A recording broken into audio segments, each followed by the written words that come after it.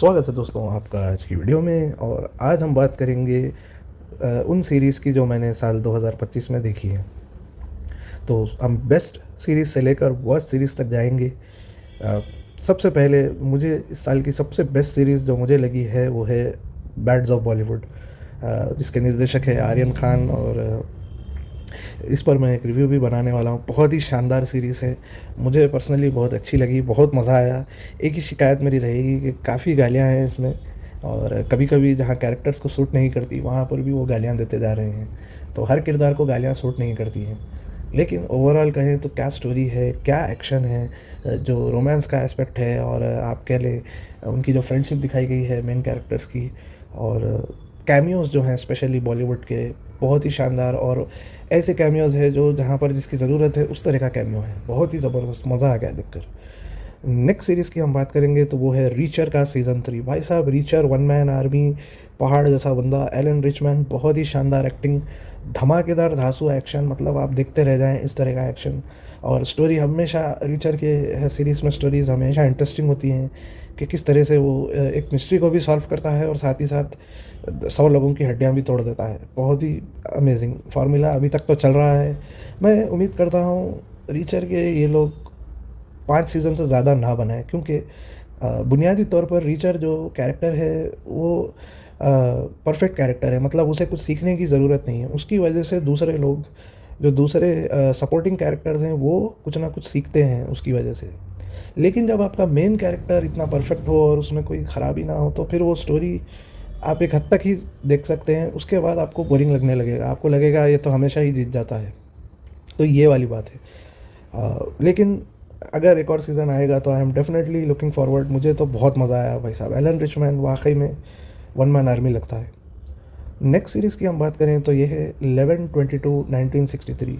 इस सीरीज़ को बनाया है जेम्स फ्रैंको ने। जी हाँ, जो हैरी पॉटर, पूरा ओरिजिनल हैरी पॉटर में जो हैरी स्टाइल्स का, पीटर के दोस्त का जो रोल करते हैं, तो वो निर्देशक निर्माता भी हैं। तो अच्छा, बहुत अच्छी सीरीज़ बनाई है उन्होंने।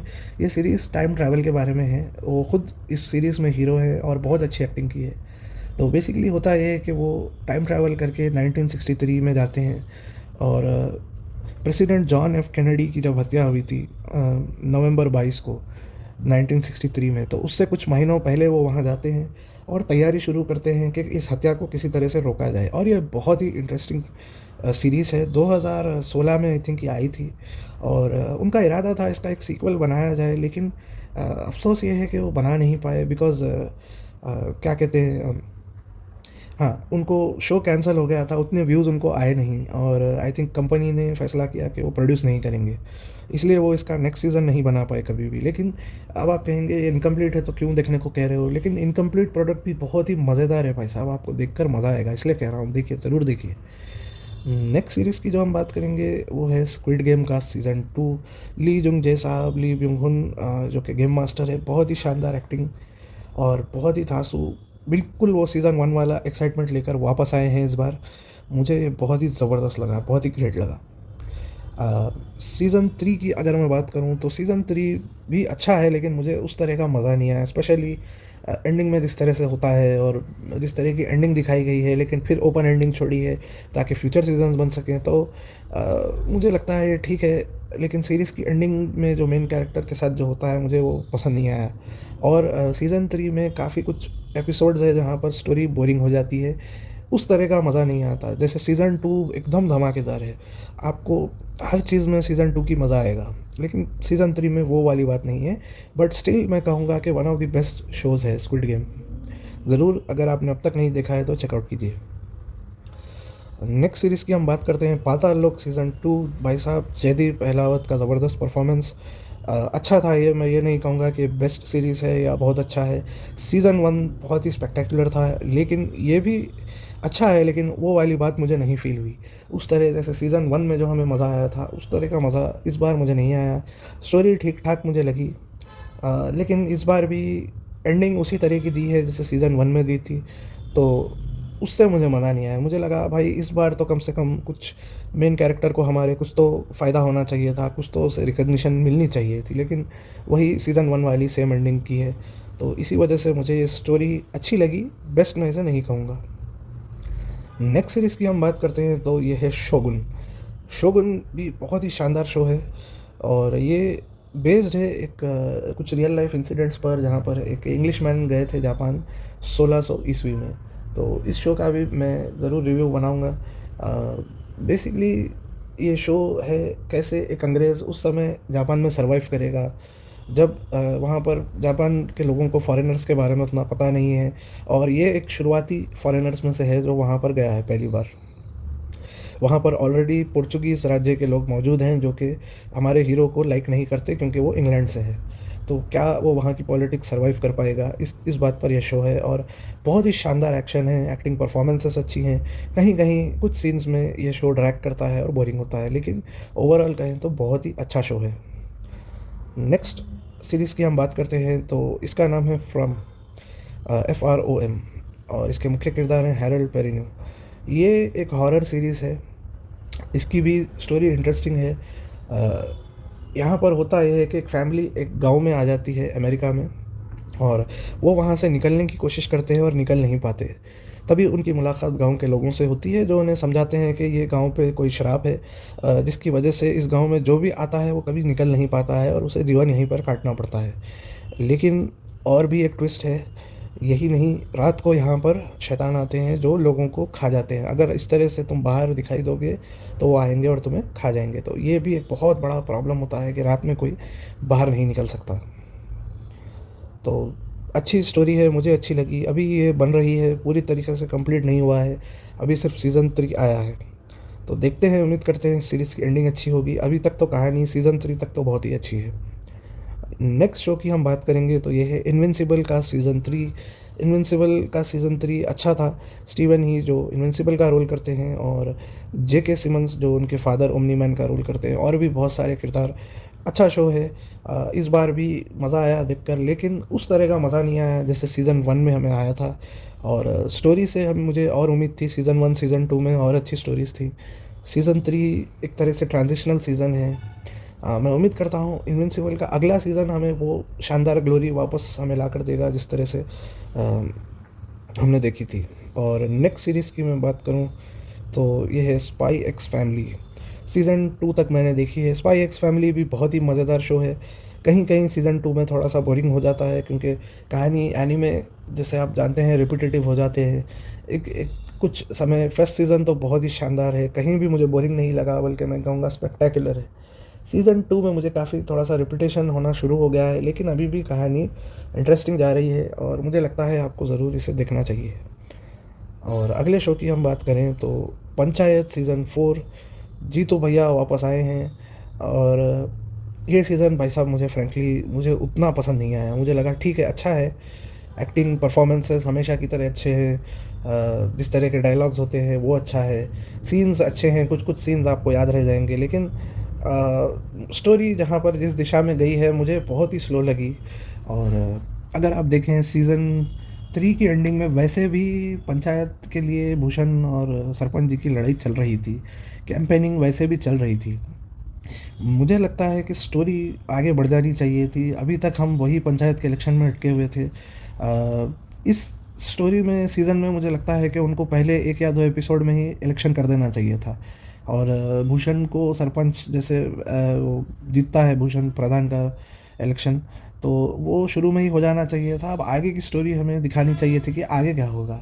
और इस बार मुझे ये भी मुख्य किरदारों का जो रोमांस है वो भी बहुत ही डिसअपॉइंटिंग मुझे लगा इस बार कुछ कंफर्म कमिटमेंट वो एक दूसरे को देंगे, लेकिन अभी भी इस सीज़न में भी उस तरह का कमिटमेंट हमें देखने को नहीं मिल रहा है।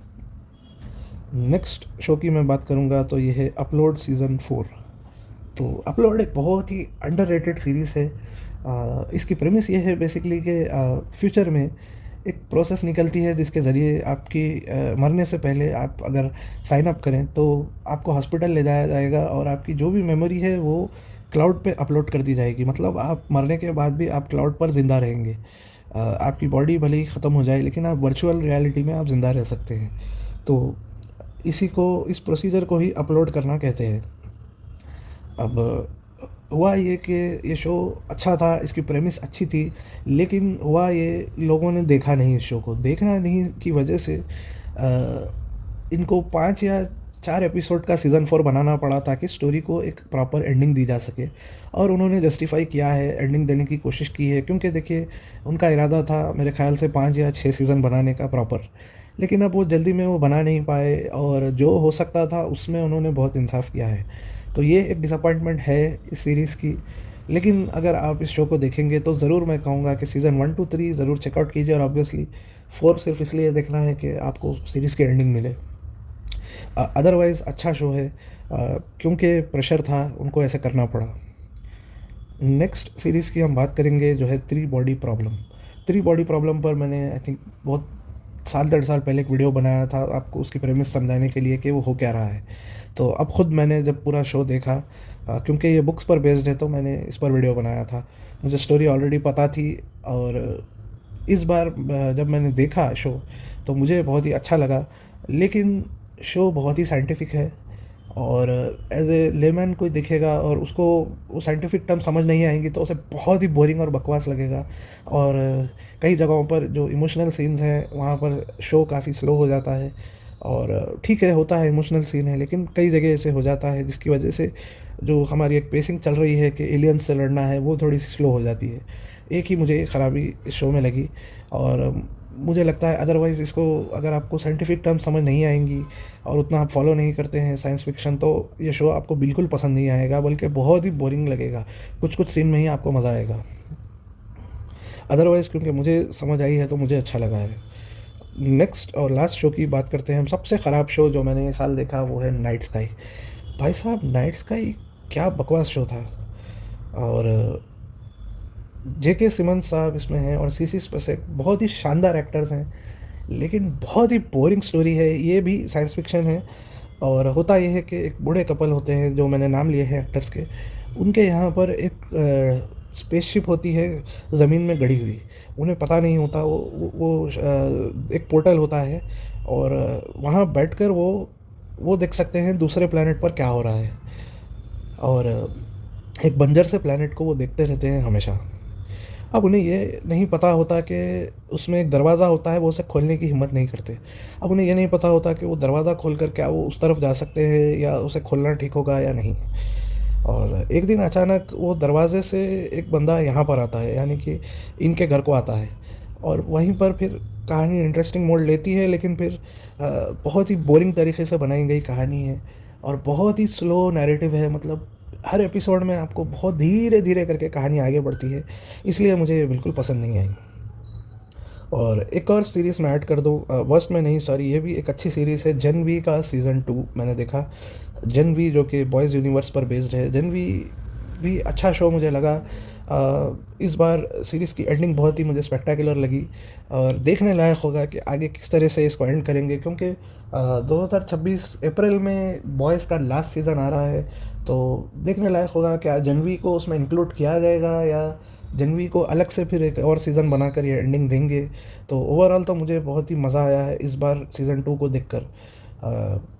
कुछ कुछ सीन्स हैं जहाँ पर मुझे बोरिंग लगा है, इमोशनल सीन, ज़बरदस्ती का इमोशन डालने की कोशिश की है, रोमांस, वो उस तरह से मुझे तो क्लिक नहीं हुआ पर्सनली।